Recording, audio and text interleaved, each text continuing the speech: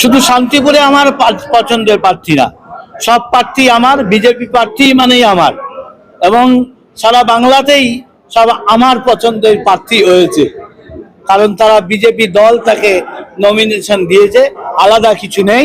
আর আমার লোকসভার মধ্যে 7-0-তে ভারতীয় জনতা পার্টি জিতবে, বহু ব্যবধানে জিতবে, এই কথাটা আমি দিতে পারি। উনি হয়তো জানেন না, মন্দিরের জন্য সাংসদ কিছু করতে পারে না।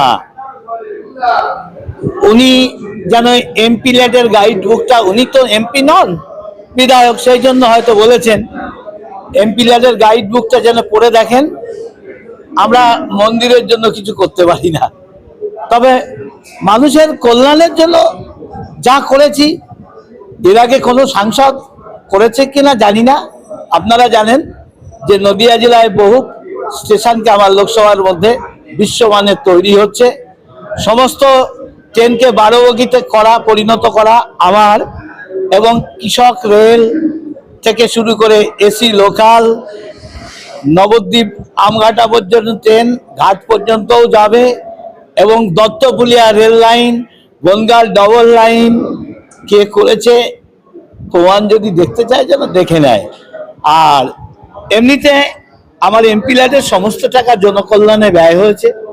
তাছাড়াও সিএসআর ফান্ড থেকে এমপিরা কাজ করতে পারে, ব্রজকিশোর বাবু বা তার দলের লোকেরা জানে কিনা, কোনো ওদের এমপি করতে পেরেছে কিনা, আমার তো জানা নেই।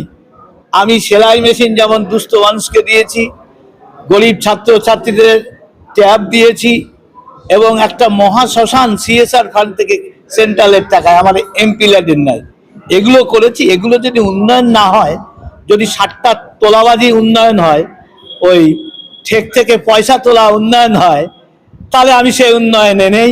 দোকানদারদের ভয় দেখিয়ে কাটমানি নেওয়া উন্নয়ন হয়, এইরকম উন্নয়নে আমি নেই। 100% না হলেও মন্দের ভালো হবে, কারণ যেভাবে টিএমসির প্রশাসন, মানে সরকারি প্রশাসন টিএমসির প্রশাসনে পরিণত হয়েছে, তাদের আচার আচরণ, গতকাল দেখা গেছে সৈকত চ্যাটার্জি ওপর হামলা, অবৈধভাবে দিদির গুণগান করা, ট্রেনিং সেন্টারে আইপ্যাকের লোক ঢুকে যাওয়া, এতে আমাদের তো সংশয় থাকছেই। তার মধ্যে দিয়েও আমরা দেখতে পাচ্ছি সেন্ট্রাল বাহিনী গিয়ে টিএমসি পার্টি অফিসে ক্যারাম খেলছে। তাই এই যদি চলতে চায়, মদ মাংসের ফোয়ারা দিয়ে, বিভিন্ন অসৎ অর্থ দিয়ে কতটা সম্ভব, সেই জন্য তড়িঘড়ি না করে এসআইআরও ঠিক করে সিএতে বাংলাদেশি ভোটারদের নাগরিকত্ব কার্ড দিয়ে তাদের ভোটার লিস্টে নাম তুলে দিয়ে ভোট করলে, যদি 356 লাগাতে হতো বা 55 লাগিয়ে যদি করা হতো, তাহলে সঠিক নির্বাচন হতো, তৃণমূল একটা সিটও বাংলায় পেত না। কোন ইস্যুগুলোকে সামনে রেখে আপনারা নির্বাচনে যাচ্ছেন? একটা ইস্যু, মোদিজির নেতৃত্বে ভারতবর্ষ এগিয়ে চলেছে, বাংলা পিছিয়ে পড়ছে বলে সরকারি পয়সা, জনগণের পয়সায় এগিয়ে বাংলার বিজ্ঞাপন দিতে হচ্ছে। তাই আমরা এটাকে সোনার বাংলা করব, এবং ভারতবর্ষ সার্বিকভাবে আর্থিকভাবে বিশ্বে দ্রুত উঠে আসছে। সবাই জানে মোদিজির জনপ্রিয়তা, সেরা বিশ্ব নেতা, এবং ভারতবর্ষ সামরিক শক্তিতে, আর্থিক শক্তিতে, সব দিক দিয়ে ক্ষেপণাস্ত্র এখন আর আমাদের কিনতে হয় না, একটা অস্ত্রও কিনতে হয় না, আমরা বিক্রি করছি। তো এই গেল, সকলেই দেখছে ভারতবর্ষ এগিয়ে চলেছে। তাই মোদির নেতৃত্বে বাংলাও এগিয়ে চলুক, পিছিয়ে বাংলা নয়, সোনার বাংলায় পরিণত হোক। শান্তিপুর যেহেতু আপনার এলাকা, সেখানে একটা প্রশ্ন আছে যে অরিন্দম ভট্টাচার্যকে নিয়ে নির্দল প্রার্থী হিসেবে দেয়াল লেখন শুরু হয়ে গেছে, এটা কি বেনিফিট দেবে না এটা আপনাদের এক প্রকারের ক্ষতি করবে?